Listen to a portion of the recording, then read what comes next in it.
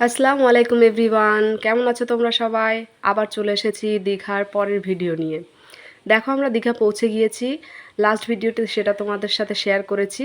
আর আমরা এখানে এসে রুম টুম সব ভাড়া নিয়ে তারপর দেখো সবাই রেডি হয়ে আমরা সমুদ্রের দিকে যাচ্ছি। সামনেই আছে আব্বু আর মা, এই যে রইজ আর রানী যাচ্ছে, আমি পিছনে যাচ্ছি, আর আমার হাজব্যান্ডও আমার সাথে আছে।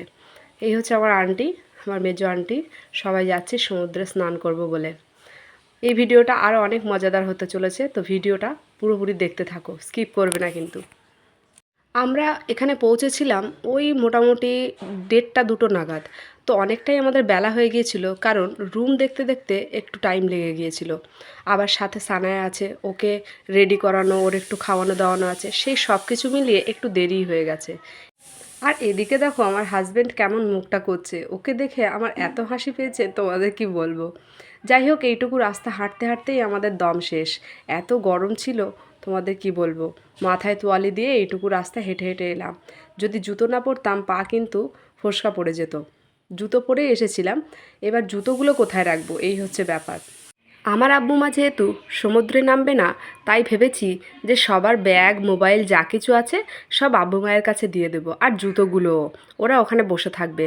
আর সানায়াকেও দিয়ে দেবো, যেহেতু সানায়া অতটা জলের মধ্যে নামতে পারবে না, তাই ওকেও দিয়ে দেবো। দেখো আমার শ্বশুর শাশুড়ি কীভাবে হাঁটছে, মানে সমুদ্রে নামার জন্য অধীর আগ্রহে ব্যস্ত।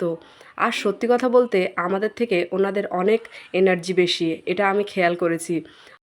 আমি কিছুক্ষণ ঢেউ চাপার পর একদম নাজেহাল হয়ে গেছিলাম, তোমাদেরকে কি বলবো, আমার এনার্জি লস হয়ে গিয়েছিল। কিন্তু আব্বু মার এতটা বয়স হয়ে যাওয়া সত্ত্বেও ওদের এনার্জি কিন্তু টপ লেভেলে। আমি দেখছিলাম আব্বু কিভাবে সবার লাস্টের সেই বড় ঢেউগুলো চাপছে গিয়ে। আমি কিন্তু ওইগুলো চাপতে পারছি না, বা আমার হাজব্যান্ডও পাচ্ছে না, ওরও এনার্জি কিন্তু লস হয়ে যাচ্ছে। কিন্তু আমার শ্বশুর শাশুড়ির এত এনার্জি, এটা দেখেই আমরা অবাক। দেখো এদিকে ছোটো কাকু, ছোটো মা, আন্টি সবাই পেছন পেছন আসছে। আর আমার তো কোনো টেনশানই নেই, সানায়াকে আমার মায়ের কাছে দিয়ে আমি নিশ্চিন্তে হাঁটছি। আর এদিকে দেখো সোহান কেমন আনন্দ করছে।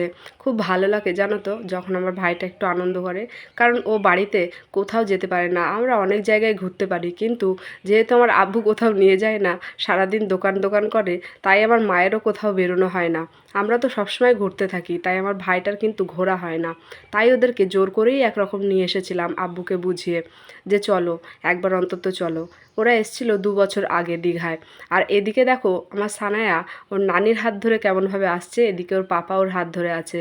সানায়া কিন্তু খুব মজা করেছে। সানায়ার নানাজি কেমন হাঁটছে দেখো। আব্বু কোনোদিন এরকম সমুদ্রে নামে না, এসে বসেই থাকে। কোনোদিন নামে না, বলে নাকি নোংরা জল, ওতে নামবো না। এদিকে সানায়া আর আমি আর আমার হাজব্যান্ড কেমন হাঁটছি দেখো। বলেছিলাম রইসকে যে একটু আমরা হাঁটছি, আমাদের একটু ভিডিও করে দে, এটা রিলস বানাবো। তাই ও করে দিচ্ছিল। আমার সানায়া কিন্তু সমস্ত কিছুতে আমাদের সাথ দেয়। কত সুন্দরভাবে হাঁটছে তোমরা দেখতেই পাচ্ছ। আমার ছোট্ট মেয়ে সানায়াটাও কিন্তু অনেকটা ঢেউ চেপেছে, সারা গায়ে ওর বালি ভর্তি হয়ে গেছে। কত আনন্দ নাই করেছে। বাচ্চাদের নিয়ে এরকম একটু বেরোনো উচিত, মাইন্ড ফ্রেশ করার জন্যে। দেখো কেমন সানায়ার টুকটুক করে ছোট্ট ছোট্ট পায়ে হাঁটছে, দেখতে কতই না ভালো লাগে। আমার সোনা মেয়েটা কতটা আনন্দ পাচ্ছে, আমার মন ভরে যাচ্ছে দেখে। মোটামুটি 1-1.5 ঘন্টা ঢেউ চাপার পর আমরা আবার রুমে চলে এসে সবাই ফ্রেশ হয়ে নিয়েছি। এবার খেতে যাওয়ার পালা, কারণ অনেকটা লেট হয়ে গেছে। আমরা যেখানে রুম নিয়েছি তার ঠিক পাশেই একটা হোটেল আছে। হোটেলটাতে খাওয়া দাওয়ার বেশ ভালো, তাই আমরা দুপুরে ডিম ভাত দিয়েই খাওয়া দাওয়া করলাম। এই ভিডিওটা আমি এই অবধি রাখছি, আবারও চলে আসছি নতুন একটা দীঘার ভিডিও নিয়ে। ততক্ষণ পর্যন্ত সবাই ভালো থাকো, সুস্থ থাকো, আর আনন্দে থাকো।